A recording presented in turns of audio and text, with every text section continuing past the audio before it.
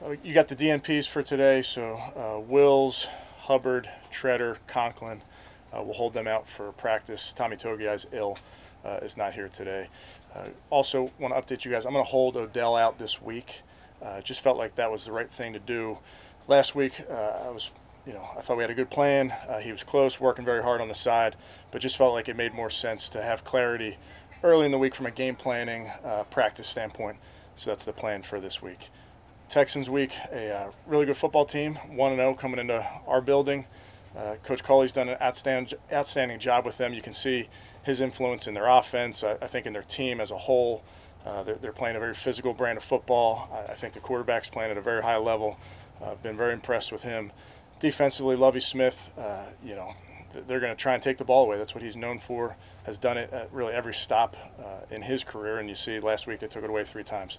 And then special teams, they got a great returner, really well coached. So quite the challenge this week, and the guys are looking forward to having a good week of practice. Kevin, could you clarify? So Odell's not practicing this week? Is that what he's not. I'm going to hold. Yeah, he's not going to play in the game. Okay. Yeah. But continue to practice the game. Continue to practice on a limited basis. Yes. There's no setback. Nope. Correct. Yeah. Is Conklin kind of like Treader? You just give him a little veteran rest. Yeah, with all those guys, Jeff, I'd tell you each one we're trying to just be smart. So part of it is yes, they're veterans. I want to make sure that we have them for the long haul. But the triceps on Hubbard, that's a little. That's new. Yeah, so that's new from the game. It's something we're going to have to monitor as the week goes on. So what do you do to tackle today? Good question. We've got some plans. We'll make it work, but that's certainly something we're up on the whiteboard figuring out who's going to be where. But we'll be just fine for practice. Can you ever get nervous when you see Baker out looking to block somebody, or when he takes that pitch at the end of the half? He's a very competitive player, and I think he was. If you watch that play, he was trying to show Coach Callahan his technique on that play. What does that say about him, though, that he's willing to kind of get out in front of a guy like Schwartz and kind of look for work like that? Yeah, I think you guys know Baker. He loves his teammates. He'll do whatever's asked of him. We're not going to try and put him in that position very often, though. Did you practice that play during the week? Yes. Yes. Just winging it. No, we rarely wing it, Tony. Baker said he wasn't supposed to be the trail guy. Was he messing with us, or was he really not supposed to be the trail guy? Well, I guess the lead guy, basically, the way they played it, his job was to get it started, secure the end man line of scrimmage. When that disappeared, he kept going. So I'd say that part wasn't probably drawn up exactly like that. Coming with the Odell decision, was it difficult last week? The uncertainty, not knowing, and he practiced, and maybe somebody else could be getting more reps? Yeah, I mean, that happens in the NFL. I mean, you practice guys, you have guys in different spots, and sometimes you make a decision close to game time, and it's the classic. It is what it is. It's he was pushing to get there, just didn't feel like he could play this significant number of snaps. So I just felt like for this week, the prudent thing to do was let's let these other guys get all those reps.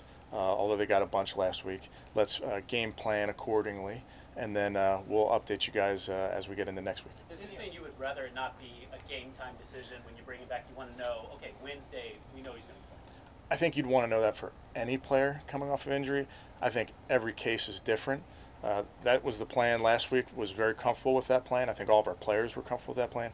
I just feel like this week I'd like to do it this way and make the decision today. To prevent it from being like a week-to-week thing where everybody's wondering, in other words. Yeah.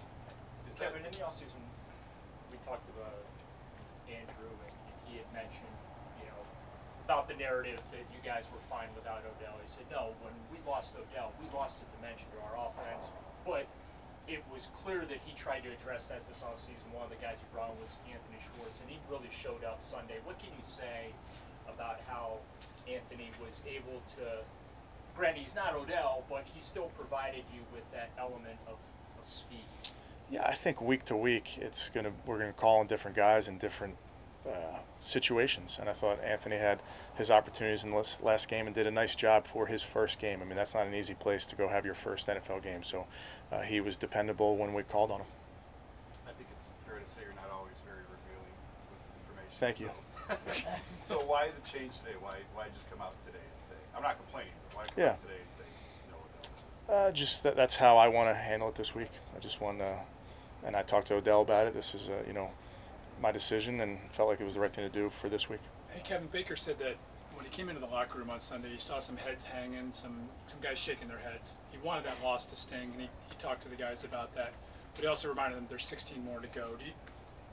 Did you feel like that was needed as well to come from a team leader, and do you hope that resonates with the guys?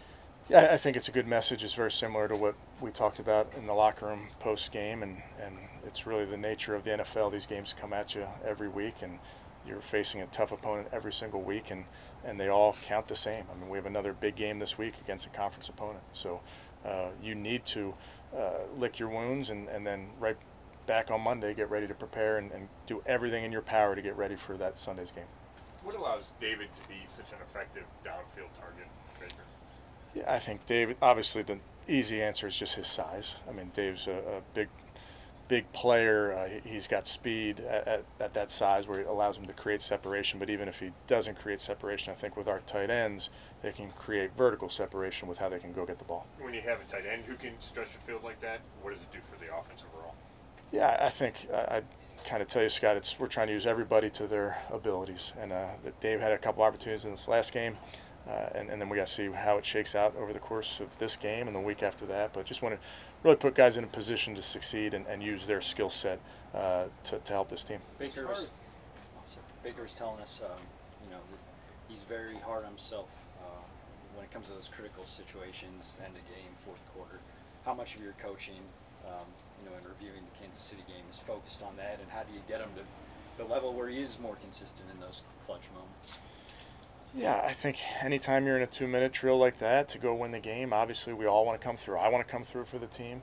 It's not one person's mistake that you can say that caused the loss or anything like that. But we need to learn from those, and I think Baker is the type of player that he learns in those moments. He learns out here on the field, and he tries to bank those reps because we're going to be in another 2-minute drive, and maybe it might be in this one, and you got to hopefully apply those lessons learned moving forward. As far as capturing the team's attention, particularly defense, 1-0 Texans, we understand, but the fact that they're like the opposite end of the spectrum offensively, totally different scheme, your defensive scheme will be totally different. Does that help you capture their attention this week?